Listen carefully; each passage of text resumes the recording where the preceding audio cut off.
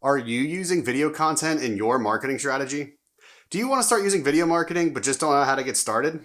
In this video, I'm going to cover the 5 key steps to leverage video marketing today to gain more clients and increase your revenue tomorrow.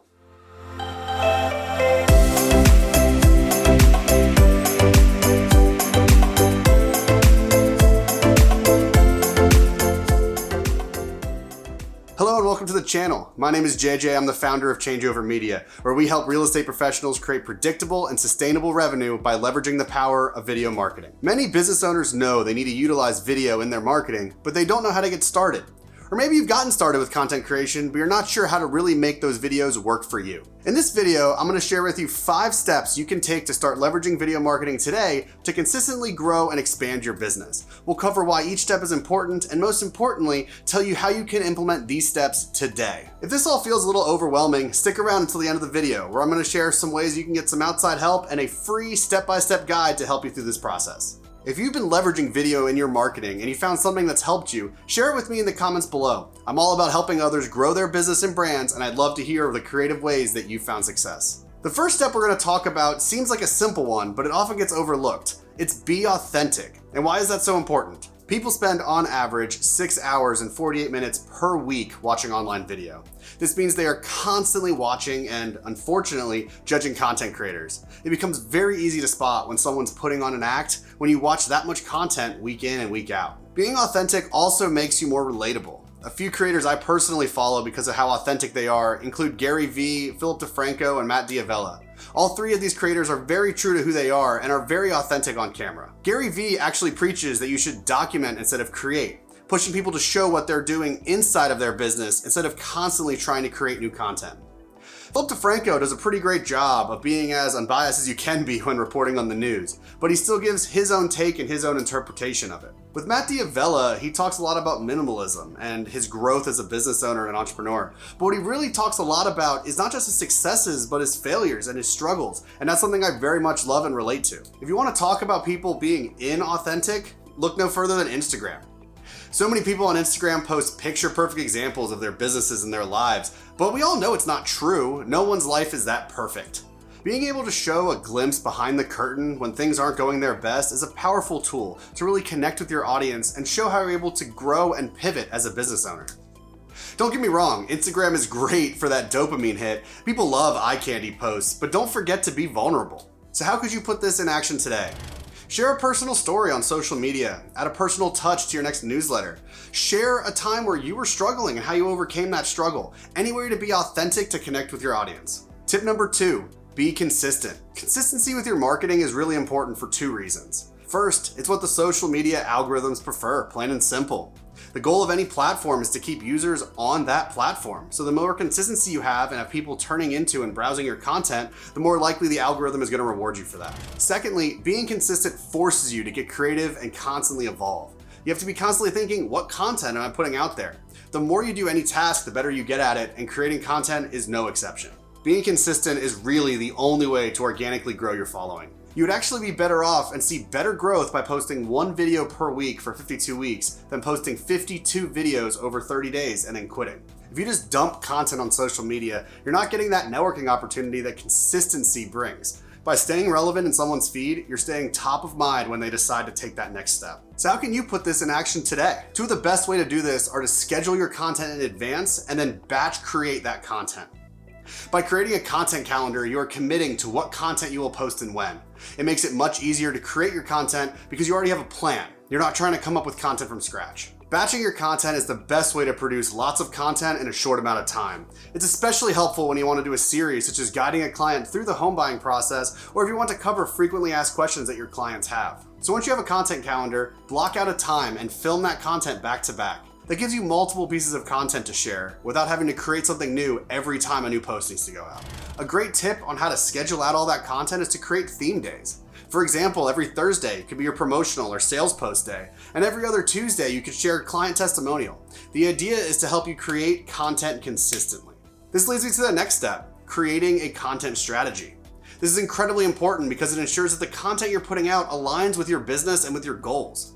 You shouldn't just be blindly throwing up content to see what works. I call that the shotgun method, where you just throw a bunch of content out there and hope something hits. That is not effective marketing. In our video production company, we have completely stopped doing any video production without first doing a strategy session first. The biggest reason for that is it's demoralizing to work so hard with a client to produce a truly awesome piece of content just to find out the video is ineffective because it wasn't created with a goal in mind. The first thing you do is have a clear understanding of who your target audience is, because when you really understand your target audience, you can deliver more effective content. If you've never really narrowed down your target audience, hang out to the end of the video and I'm going to share a free ebook we wrote that includes some worksheets that help you narrow down your target audience and create your content strategy. You also need to make sure that all your content is created with your target audience in mind. For example, if you make content for first-time homebuyers, but then also put out content about hiking and rock climbing, those are two totally different audiences you're targeting. I'm not saying don't share things going on in your personal life, but make sure it's interesting to your target audience. When you look at your strategy, it's not just about who you're helping, but what steps do you want them to take next? You need a call to action at the end of your video. To figure out your call to action, you need to think about what platforms you're posting to and where this fits in your sales funnel. A post early in the sales funnel, such as a video for social media, probably needs a call to action, such as like and subscribe. But a video further down your sales funnel, say on your website, could encourage viewers to take the next step in your sales process, such as booking a consultation. At the end of the day, your content strategy is the master plan that helps you determine what videos you need to make, who those videos are for, and what action you want the viewer to take. If you're ever unsure of what content to make, just follow this simple rule. Every piece of content you create should give as much value as possible to the viewer without expecting anything in return. So action steps. Let's take some time to really narrow down your target audience and then do some research. Where do they spend their time online? What interests them? What problems are they having that you can help them overcome? How are you going to create content that speaks to them? If you already know your target audience, take the time to make a content strategy and see how it fits into your existing sales funnel. If you want to learn more on creating a video strategy and a highly effective sales funnel, check out the recommended videos on screen and in the description. One of the biggest misconceptions about getting started with video marketing is that you need top quality equipment with a top quality team of professionals to create it. But everyone has to start somewhere. Which leads us to step 4, use the tools you have now. So what are the tools you already have? First and foremost, almost everyone these days has one of these in their pocket. It's amazing how far technology has come and just how good the camera sitting in your pocket really is. The most effective camera is the one you have with you at all times, so use it. The second most important tool you have is something to improve your audio. People will forgive bad quality video, but they won't forgive bad audio. Have you ever turned off a video because of how bad that audio sounded? I'm sure you have. A quick and dirty fix is to use what you have around you. Most people have AirPods or some kind of in-ear headphones with a microphone. Use what you have around you that gets the microphone physically closer to your mouth. Also pay attention to the environment around you. Are you outside in the wind? Perhaps you're next to the air conditioner. Find a quiet space to ensure that your audience can hear you easily. You really don't need fancy tools to get started in making content. In fact, one of my huge inspirations is the YouTube channel Film Riot. They've been creating content showing how they can create Hollywood level effects on a shoestring budget for years. At the end of the day, it's all about getting creative with what you have. Don't have great lighting? Try moving a lamp around, finding a window with plenty of natural light. Don't have great natural light or don't have a lamp? You can go pick up a hardware store clamp light for around 10 bucks. If you do want to invest in some tools to get you started, the first 3 areas you should invest in are audio, audio, and audio. I'm just kidding, but really, audio is important. The first one is audio. You should look at investing into a microphone. And the type you want depends on the type of content you're making. If you're recording content at your desk, there are plenty of desktop microphones that sound fantastic without breaking the bank. And if you're on the go, a portable lavalier microphone that clips onto your shirt allows you to capture great audio anywhere you are. We will keep an updated list of our recommended microphones in the description down below. Once audio is taken care of, look at investing in some decent lighting. A lot of times this isn't needed if you're in a solid location with lots of natural light, but if not, picking up a couple cheap video lights can really make a huge difference to make sure that you're well lit. The third thing I'd recommend is a cell phone gimbal. This is a small little stabilizer for your phone that's perfect for showing off properties or walking and talking in a vlog type style video. Above all else, it's about getting started with what you have. So what's an actionable step you could take for this one? Stop worrying about equipment and just make something. Seriously, like right now. Stop the video, make something. The number one reason people don't succeed in digital marketing is because they don't overcome their fears and they just don't start. So do it right now. Go make content. The final step we're going to talk about today is using personalized video. I think one of the biggest opportunities real estate professionals have is to send personalized videos directly to their leads and clients. Real estate is a people business, and the only way to be successful is through building relationships. And if COVID taught us anything, it's that while a lot can be done remotely, it's still very hard to maintain those personal one-on-one relationships when we're not seeing each other in person. So let me tell you a story about why I think personalized video is a game changer. The first time I ever received a personalized video, I just signed up for this online course, and within 10 minutes I received an email. Nothing special, automatic emails are nothing new, right?